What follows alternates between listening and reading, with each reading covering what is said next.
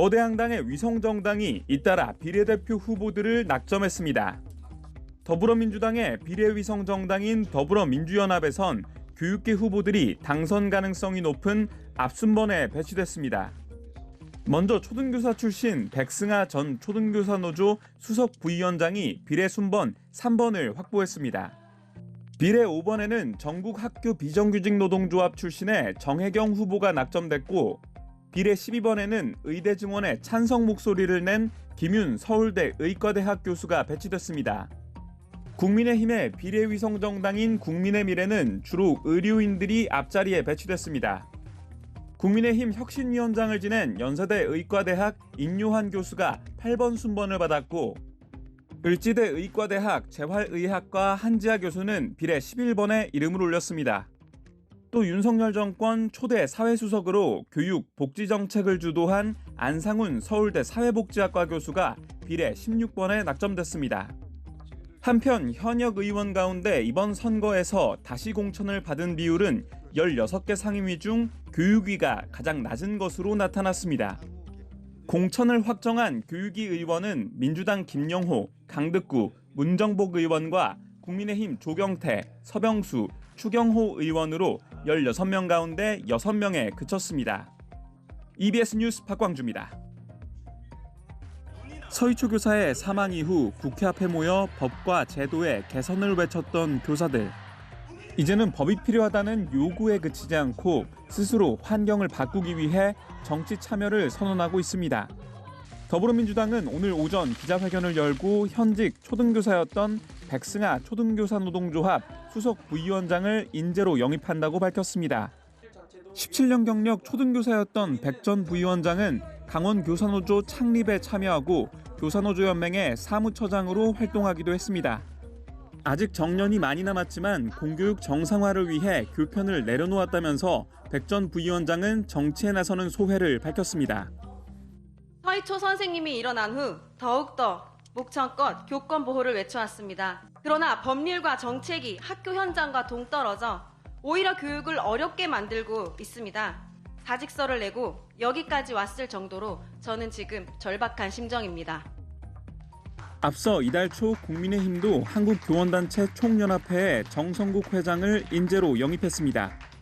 정 전 회장은 26년간 교육 현장에 있던 교총 최초의 초등교사 출신 회장으로 회장 당선 이후에는 교권보호 정책에 앞장서 왔습니다. 교육개혁은 지금 완성된 것이 아니라 진행 중에 있기 때문에 제가 작은 힘이나마 보태서 대통령님의 이 교육개혁이 성공하고 공교육 정상화의 기반을 트는 소중한 역할을 해달라는. 이번 총선에서 정 전 회장은 부산 지역구 출마를, 백 전 부위원장은 비례대표를 염두에 두고 있는 것으로 알려져 있습니다.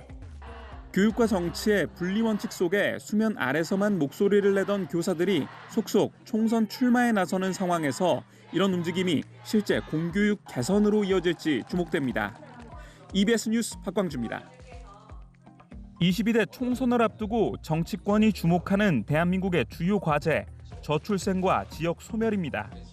각 정당에선 교육을 통해 이 같은 사회 문제를 해결하기 위한 공약을 쏟아내고 있습니다. 외국인 정책이 있을 수 있고, 또 하나는 출생과 출산에 관한, 그리고 육아에 관한 부담을 국가가 많이 책임져주는 방향이잖아요. 그 후자가 바로 그 늘봄 교육이잖아요. 기본적으로는 국가가 비용 들여야 하는 겁니다. 0.7, 0.6, 드디어 0.5를 향해서 가고 있는데도 특별한 대책이라고 하는 게 보여지지 않습니다.